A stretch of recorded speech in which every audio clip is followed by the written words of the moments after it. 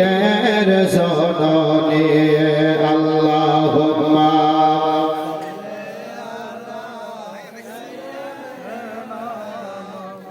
ওয়ালা আলি সাইয়্যিদিনা ওয়ালা আলিহি ভাই কেমন মুসলমান জোরে জোরে পড়া করে ওয়ালা আলিহি মাওলানা মুহাম্মদ কেউ বাত মাই পাগল বলে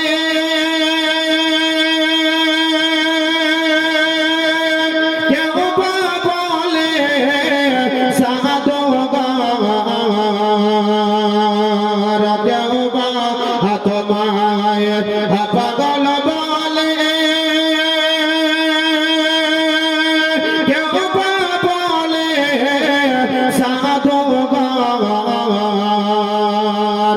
আল্লাহ বলে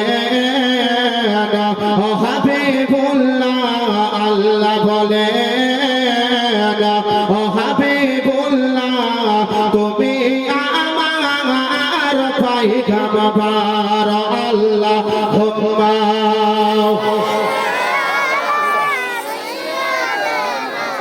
ওয়ালা আলি সাইয়্যিদিনা ওয়ালা আলিহি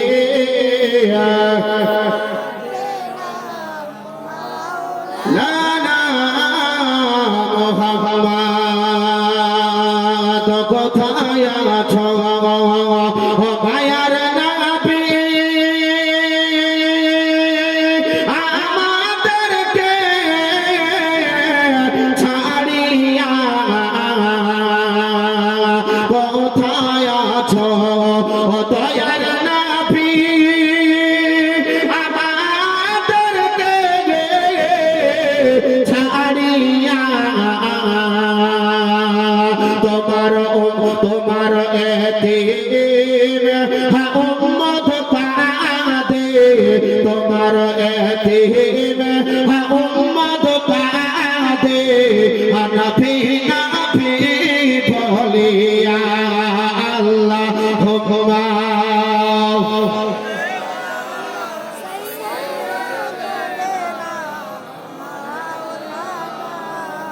ওয়ালা আলি সাইয়্যিদিনা ওয়ালা আলি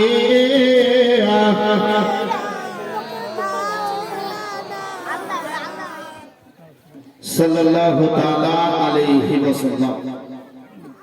মাশাআল্লাহ জলসা মানিয়েছেন এক রাত্রি ব্যাপী আপনাদের খোঁচা পুকুরের সরজমিনে। আজ যখন কোনো একটা আলিম বক্তব্য রাখবে আর যদি বেরাদার একটু আওয়াজ বেশি হয়ে যায় তো মানুষের গায়ে চুলকানি হয়, তাই না বলে?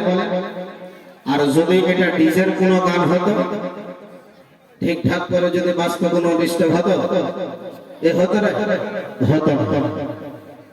তো একটা কথা কি জানেন, আমার হযরত বসে আছে আজ এখানে বড় খুশি লাগছে যে আপনাদের গ্রামের যিনি ইমাম হযরতুল আল্লামা ও মাওলানা মুহাম্মদ আমিনুল ইসলাম সাহেব বেরাদার তার বাদৌলতে আজ দুনিয়ার বিভিন্ন জায়গায় আল্লাহ চালাচ্ছে, বলুন সুবহানাল্লাহ। কারণ বলি বেরাদার দুটো মিনিট, আমি যখন ছোট ছিলাম লুঙ্গি ঠিক করে পড়তে পারতাম না, তখন আমার বাবা রেখে গিয়েছিলেন ওনার কাছে। আলিফ থেকে নিয়ে বেরাদার যতটুকু পেয়েছে ইনশাআল্লাহ শিক্ষা দিয়েছেন। আমার উস্তাদ বসে আছেন।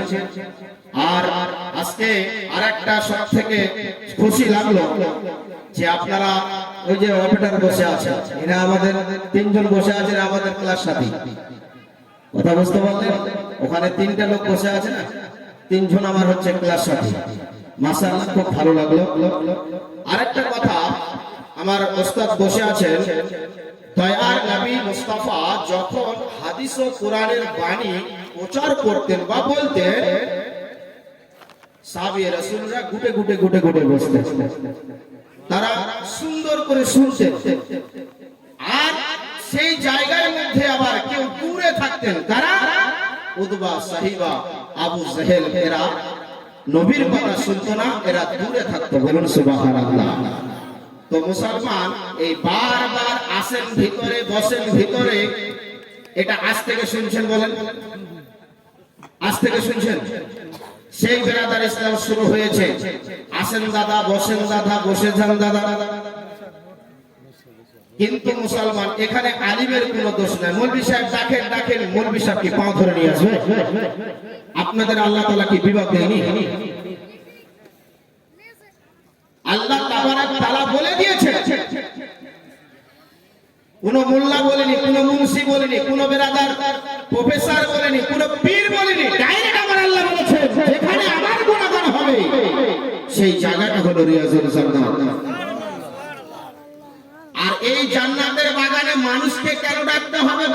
ডাকতে হবে কি, যদি কালকে বেরাদার ইসলাম সরকার কোন একটা জিনিস দিয়ে দেয়, তখনই যেতে হবে, তো ভোরবেলা মুসলমানদের লাইন লেগে যাবে, এ লাগবে না? আর এটা হলো জান্নাতের বাগান।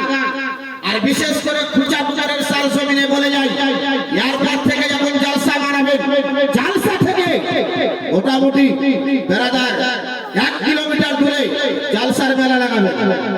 কথা বুঝতে পারলেন?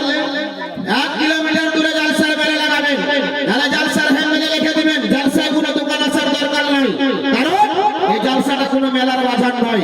আজ মুসলমান আমাদের কারণে, আমাদের চলাতে, আমাদের ফিরাতে আজ আমাদের ইমানগুলো নষ্ট হয়ে যাচ্ছে, ঠিক না? বলে কথা বলবেন, ঠিক না? কারণ কটা মেয়ে ছেলে বসে আছে, যা কটা বসে আছে সব আমার মা বোন বসে আছে, আর ওই মায়ের বেটিগুলো গিয়ে দেখেন ওখানে ফুচকা খাচ্ছে দাঁড়িয়ে, এদের লজ্জা থাকা উচিত, ঠিক না? বলে এদের লজ্জা থাকা উচিত, এদের শরম করা উচিত।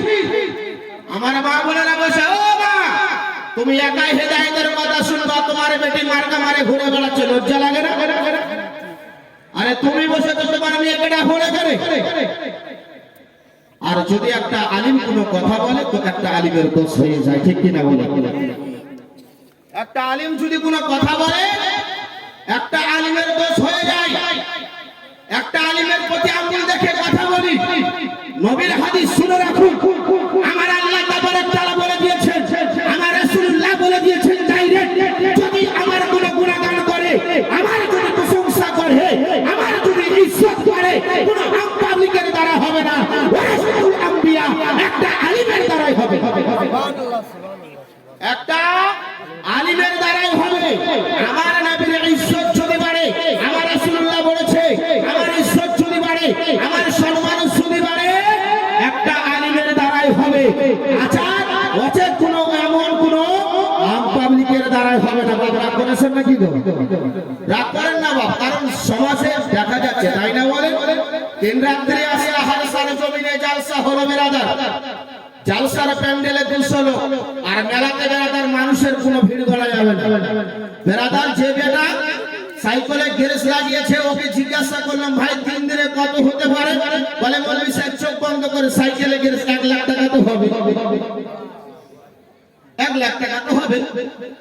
কিন্তু কি জানেন, হ্যাঁ দোকান লাগা, সাইকেল লাগা, দূরে লাগা, যাতে মানুষের কোনো অসুবিধা না হয়, কারণ বাবা এটা হলো একটা জান্নাতের বাগান। বলুন সুবহানাল্লাহ। চলেন বেরাদার ইসলাম, মাগরিবের পর থেকে নিয়ে এতক্ষণ ধরে ধৈর্য সহকারে একের পর এক আলিমের জবান দ্বারা আপনারা হাদিস ও কোরআনের বাণী শুনলেন। বেরাদার ইসলাম, আমি অধম গুনাহগার, নাদান, আমি এসেছি কয়েকটা মিনিটের জন্য। আমার পরে পরে হযরতুল আল্লামা মাওলানা জয়নাল আবেদিন সাহেব হুজুর আমার চলে আসবে। যাই হোক, আমি গুনাহগার, যদি বেরাদার আল্লাহ বলায় তাহলে ইনশাআল্লাহ কিছু বলবো। একটু মায়ার সুরে বাবা নবীকে হাজির ও নাজির মেরে একটু দরুদ ও নাজরানা, তারপর আগে বেড়ে যা। আল্লাহুম্মা সাল্লি আলা সাইয়্যিদিনা মাওলানা মুহাম্মদ ওয়া আলা আলি সাইয়্যিদিনা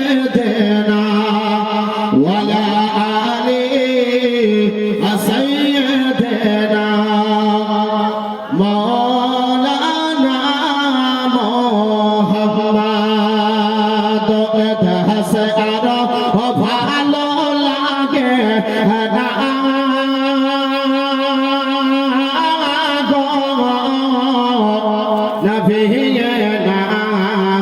মন যেতে চাহে সোনার মদিনা জোরে বলুন সুবহানাল্লাহ আর একটু জোরে বলুন এতে হাসে আর ভালো লাগে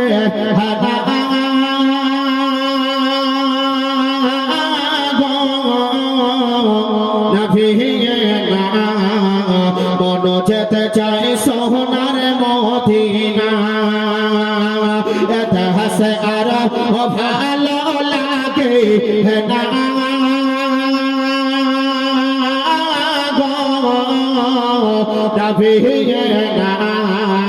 মন যেতে চায় সোনার মদিনা ও গো আল্লাহ ডাকো মদিনা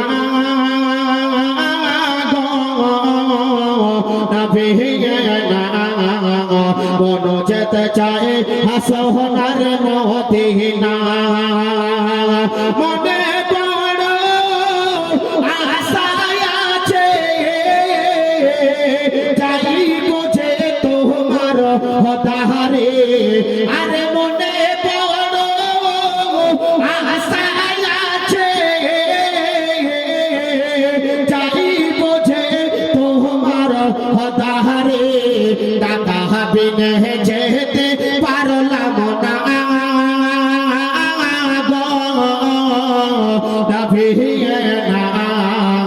মন যেতে চাই সোনার মদিনা এতে হাসে আর ভালো লাগে না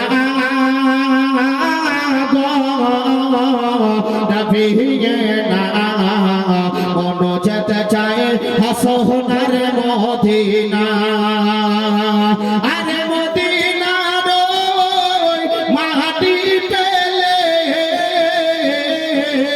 চোখে নিতাম সুরমা বলে তবে বেটে তো মোহনের বাসনা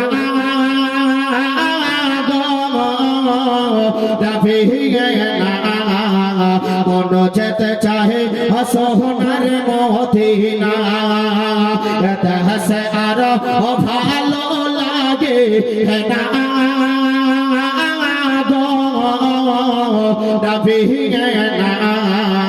মন যেতে চাহে সোনার মদিনা আল্লাহুম্মা